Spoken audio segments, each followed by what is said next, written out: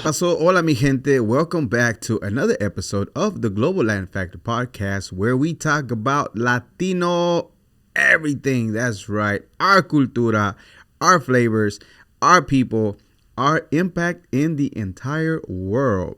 I am your host, Crispin Valentin. Once again, thank you so much for being here. Make sure you go and subscribe to the channel. Today, we are diving into a very sweet topic, like literally.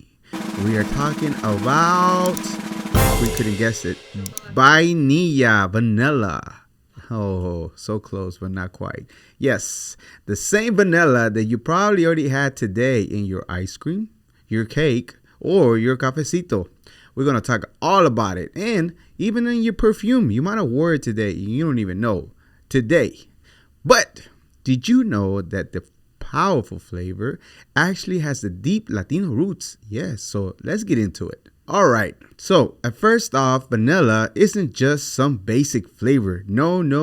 It comes from the orchid. Yes, orchid. I said orchid. That's right. Vanilla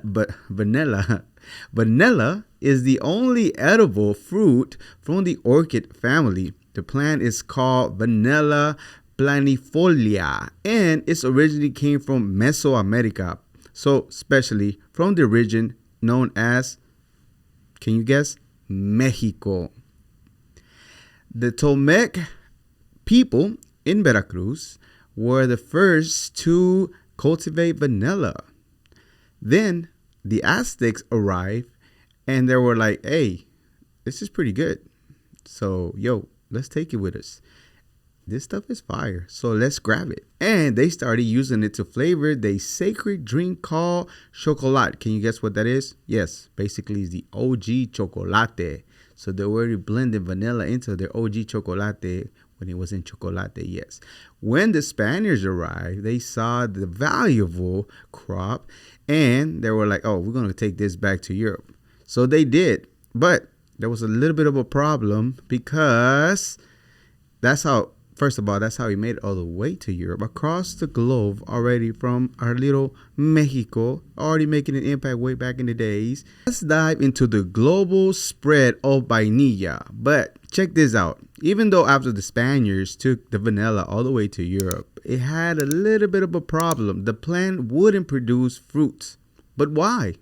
Why wouldn't it produce plants or fruits? Because its natural habitat, it relied on a specific bee. Yes, the Melipona bee that lived in Mexico is the one that actually pollinated the seed, and that's the reason why they were not able to.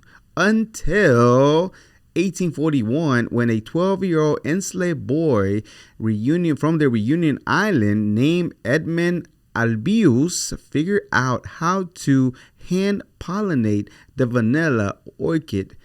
Bro was a genius. He changed the entire game, and that's the reason why now that particular discovery allowed vanilla to be grown in places like Madagascar, Tahiti, and Indonesia. And today, Madagascar is the biggest vanilla export. But let's not forget that it all started in Mexico. Remember that. Today, vanilla is everywhere. I know today for a fact you probably had some vanilla products. It is flavor in desserts and beauty products, and it's even in Coca-Cola. I'm kind of a little upset with y'all still, but we're going to let this one ride. We're not going to boycott you on this one. And if you think vanilla just means a boring, nope, forget about it, man. Don't get it twisted.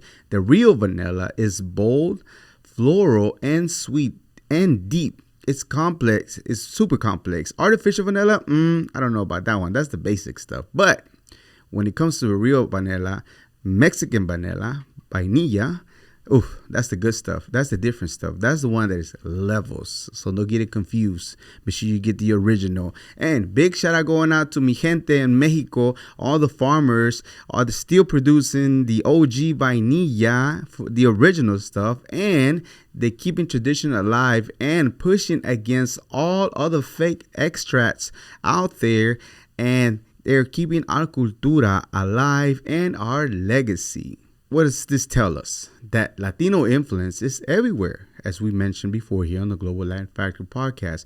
in sometimes as simple as a flavor from the hands of our indigenous people to the global trade market, to your dessert plate. Latinos had their hands on it.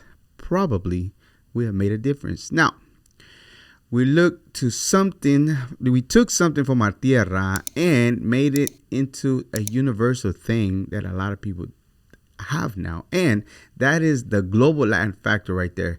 When I say and when I mean that that's what we contribute to the world, we literally are the seasoning to the entire world that comes from Mesoamerica and our area. So the next time you smell vanilla or taste it, remember it came from Mexico, and remember us. You can smell the vanilla right now. You remember me already? I already know. All right, familia, that is today's episode. I hope that you learned something new today, and I hope that you tell somebody that you learned about vainilla. So make sure you hit the subscribe button. Make sure you leave us a comment, a review, share it with your comadre, your tia, your primos. Let her know, hey, did you know that this is the impact that we have, the roots? And before I let you go, let me leave you with 3 facts that I did not mention during this episode. The first one being the word vanilla comes from the Spanish word vainilla, which means little pods. Did you know that? The second fun fact is it takes 3 years for a vanilla orchid to start producing beans. 3 years for the OG, the original. And vanilla is the second most expensive spice in the world after saffron. Did you know that? Respeto. So, again, respect the vanilla, respect the culture, respect what we contribute to the entire world. And again, nos vemos next week. Keep spreading the word about our flavors. Keep repping the cultura. And remember, we are just like you. We are human. We are the spice and flavor in the world, in this melting pot that it is the world. Till next time. Bye.